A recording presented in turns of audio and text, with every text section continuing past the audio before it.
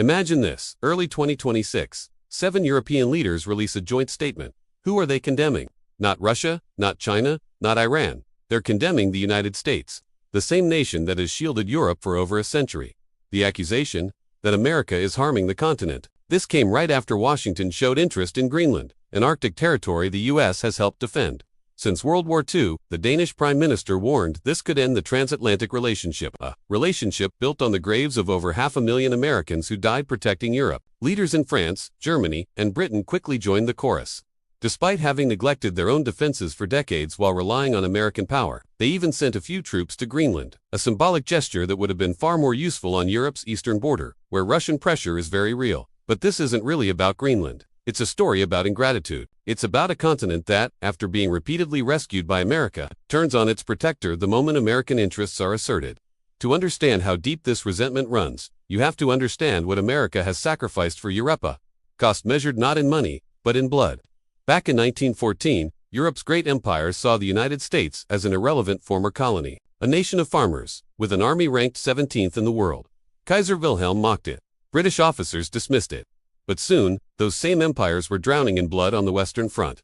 Promises of a quick victory turned into a 400-mile graveyard from Switzerland to the English Channel. Battles like the Somme and Verdun consumed hundreds of thousands of lives. By 1917, Europe was bankrupt, starving, and broken. It was forced to beg the nation it had ridiculed for salvation. America entered the war not out of obligation, but out of a belief in freedom. It mobilized millions of soldiers, sent them across a submarine-infested ocean, and broke the stalemate in brutal fights at places like Belleau Wood. This made a German defeat inevitable. The cost? 116,000 American lives on European soil.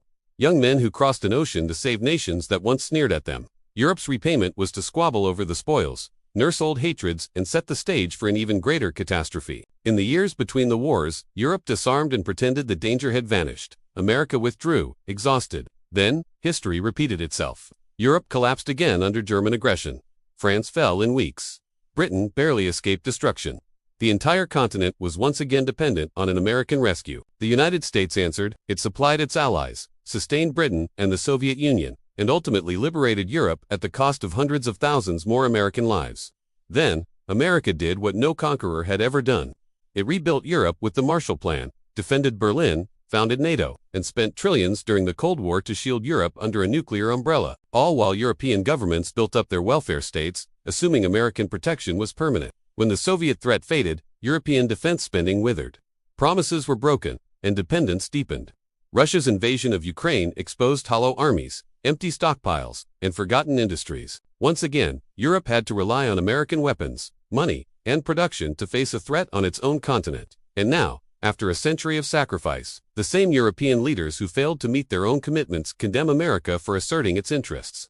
This reveals a relationship defined by dependence without responsibility, where protection is expected but sacrifice is avoided.